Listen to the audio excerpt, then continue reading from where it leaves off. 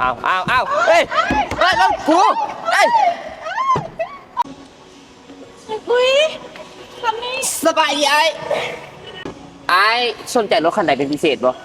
รถคันนี้อยากได้นะบอกพอดีอยากได้รถใส่ครอบครัวเพื่อพาเมียลูกเมียไปเที่ยวนะแนะนำเลยดู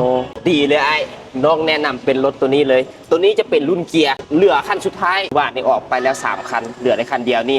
ตัวนี้นี่บอกเลยเหมาะสมที่สุดสำหรับครอบครัวไอ้บอกว่าจะพาเมียไปเที่ยวหรือว่าจะเอาไปลิ้นแม้แต่คนอยู่ดาวอังคารก็ยังแนมเห็นไอ้รถคันนี้แล่นได้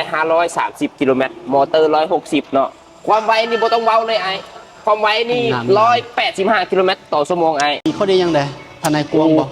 ไอ้ถามคือคนละไอ้รถคันนี้เนาะมีความสปอร์ตหรูหราทางในกว้างขวางเวลาไอ้ไปกินเหล้ากินเบียร์นี้บ่ต้องห่วงหาบนอยู่บนนอนไอ้สามารถนอนในรถได้เลยนี่ทางในนี่เห็นบ่ทางในนี่กว้างขึ้นไปนอนมึงดูมาได้ป่ะไอ้ลองขึ้นไปเลยลองขึ้นไปเลยไอ้สอบพ่อเมียขึ้นไปเลยไอ้ลองเบิ้งเนาะลองเบิ้งคนได้ป่ะลองเบิ้งเดี๋ยวขักเดี๋ยวน้องซีสาธิตวิธีปิดเนาะว่าทางในมันกว้างบ่โอเคเอาเฮ้ยรถกูเฮ้ยข้างไว้โอ้เอาคันนี้นี่แหละเอาคันนี้เนาะข้างเนาะคันนี้เนาะโอ